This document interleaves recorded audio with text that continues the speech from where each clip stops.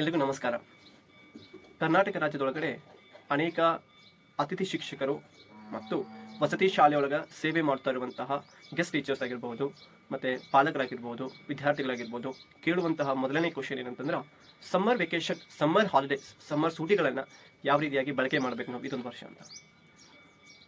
So ನನ್ನ ಉತ್ತರ ಬಂದ್ಬಿಟ್ಟು ನಾನು ಕೆಲವೊಂದು ಸಜೆಷನ್ಸನ್ನು ಕೊಡಲಿಕ್ಕೆ ನಿಮ್ಗೆ ಇಷ್ಟಪಡ್ತೀನಿ.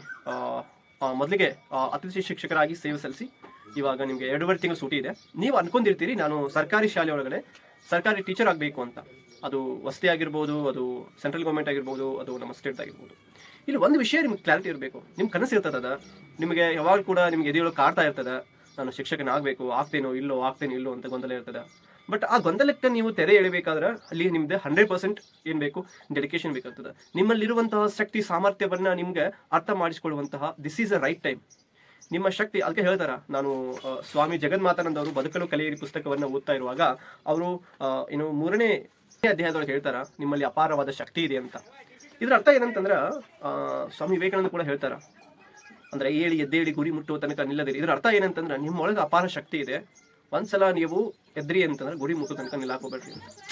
ನಮ್ಮ ಒಂದು ವಿಶೇಷ ಶಕ್ತಿ ಏನಂತಂದ್ರೆ, ಸಬ್ ಕಾನ್ಶಿಯಸ್ ಮೈಂಡಲ್ಲಿ ನಾವು ನಮ್ಮೊಳಗೆ ಒಂದು ಗೆರೆ ಹೇಳ್ಕೊಂಡ್ಬಿಡ್ತೀವಿ, ನಮ್ಮೊಳಗೆ ಒಂದು ಬೌಂಡ್ರಿನ ಹೇಳ್ಕೊಂಡ್ಬಿಡ್ತೀವಿ, ನಾವು ಅದ್ರೊಳಗೆ ಜೀವನ ಮಾಡಕ್ಕೆ ಸ್ಟಾರ್ಟ್ ಮಾಡ್ತೀವಿ.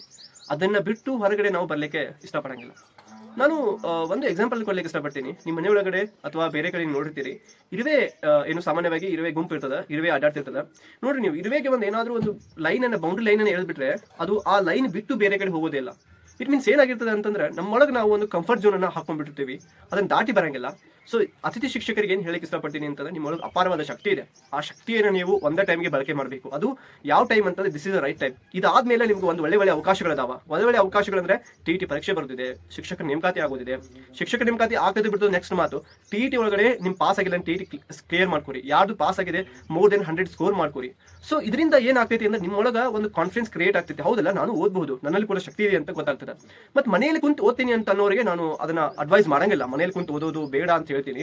ಸಾಮಾನ್ಯವಾಗಿ ನೀವು ಒಂದು ಹೊರಗಡೆ ರೂಮ್ ಮಾಡ್ಕೊಂಡು, ಅಥವಾ ರೂಮ್ ಮಾಡ್ಲಿಕ್ಕೆ ರೊಕ್ಕ ಇಲ್ಲ ಅಂತಂದ್ರೆ ಲೈಬ್ರರಿಯನ್ನ ನೀವು ಅಪ್ರೋಚ್ ಮಾಡಿ ಓದಿದ್ರೆ ಬಹಳ ಬೆಟರ್ ಆಗ್ತದೆ. ಇನ್ನು 2ನೇ ಪಾಯಿಂಟ್ ಏನಪ್ಪಾ, ಎಲ್ಲರೂ ಮಾಡೋ ತರ ಮಾಡ್ಬಿಡ್ತೀವಿ. ಪ್ಲಾನ್ ಮಾಡ್ಕೋರಿ, ಏನ್ ಮಾಡ್ಬೇಕು, ಹೆಂಗ್ ಮಾಡ್ಬೇಕು, ಯಾವ್ದಕ್ಕೆ ಓದ್ಬೇಕು, ಯಾವ ರೀತಿ ಓದ್ಬೇಕಂತ.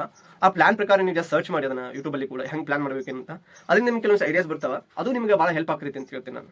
ಅದರ್ ಥಿಂಗ್ ದಟ್ ನೀವು ಜೀನಿಯಸ್ ಅಲ್ಲದೆ ಇರ್ಬೋದು, but how genius create by step by step create ಆಗ್ತಾನೆ. ಅಂದ್ರೆ ನೀವು ಒಂದಿನ ಮಾಡೋ ಕೆಲಸವನ್ನ ಒಂದು 100 ದಿನ ಮಾಡಿದ್ರೆ ಅದ್ರೊಳಗೆ ಡಿಫ್ರೆಂಟ್ ಬರ್ತೈತಿ, ಸ್ಕಿಲ್ಸ್ ಬರ್ತಾವ, ಕ್ರಿಯೇಟಿವಿಟಿ ಬರ್ತೈತಿ, ಮತ್ತೆ ಅದ್ರೊಳಗೆ ನಿಮ್ಗೆ ಹಾರ್ಡ್ ವರ್ಕ್ ಅನ್ನ ತೋರಿಸ್ತದ. ಸೊ ಇದರಿಂದ ನಿಮ್ಗೆ ಏನಾಗ್ತೈತಿ, ವರ್ಕ್ ಮಾಸ್ಟರ್ ಆಗ್ತೀವಿ ನೀವು.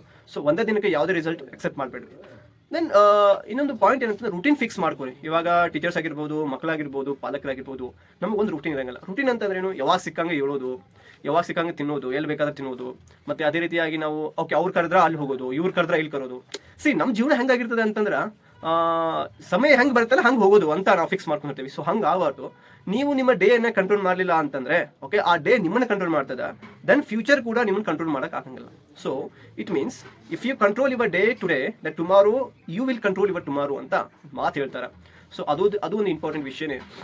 ಆಮೇಲೆ ರೂಟೀನ್ ಫಿಕ್ಸ್ ಮಾಡಿದಾದ್ಮೇಲೆ ಅದನ್ನು ನಾವು ಸಾಧ್ಯವಾದಷ್ಟು ಬಳಕೆ ತೊಗೊಂಬರ್ಬೇಕು.